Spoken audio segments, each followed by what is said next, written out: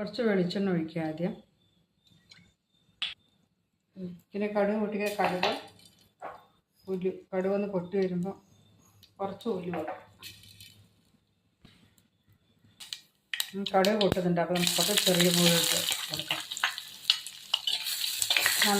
നന്നായി വഴഞ്ഞ് വന്നിട്ടുണ്ട്. ഇത് അതിലേക്ക് തക്കാളി ഒരു പച്ചമുളക് കൂടിയിട്ട് ഇത് വഴറ്റി കൊടുക്കാം. തക്കാളി നന്നായി വഴഞ്ഞിട്ട് തോട്ട് കൂടി ഇടാം. മുളക് പൊടി ഒരു 1.5 സ്പൂണ്, മഞ്ഞൾപ്പൊടി, കുറച്ച് ഉപ്പ് ആവശ്യത്തിന് കൂടെ ഒഴിച്ചിട്ട് ഒന്ന് ഇളക്കി കൊടുക്കാം. കുറച്ച് ആവശ്യം കുറുക്കിയിട്ടാണ് വയ്ക്കണം. അപ്പോൾ വെള്ളം കൂടെ ഒഴിച്ചിട്ട് കുറച്ച് അടച്ച് വയ്ക്കും.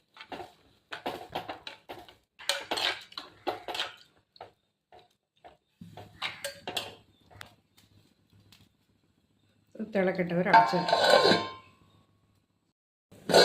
പാത്രം തുറന്ന് അതിൽ കുറച്ച് നമുക്ക് മത്തിയിട്ട് കൊടുക്കാം.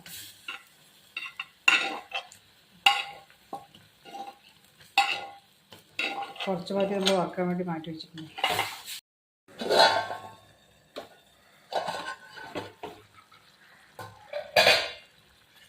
മത്തിയിൽ തിള വന്നിട്ടുണ്ട്. ഒരുപാട് വേകാൻ പാടില്ല. ഇനി അതിലേക്ക് തേങ്ങ ഒഴിച്ച് കൊടുക്കാം.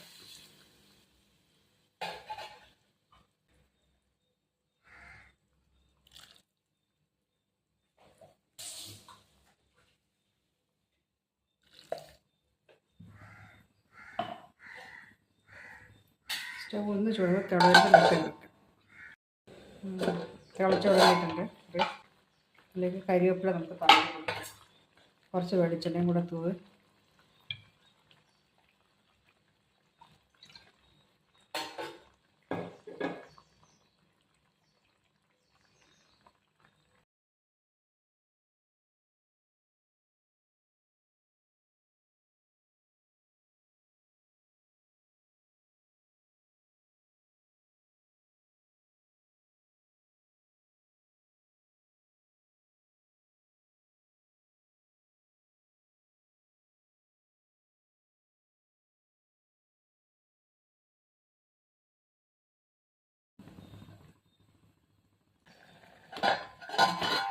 മത്തിക്കറി നന്നായി തിളച്ചിട്ടുണ്ട്.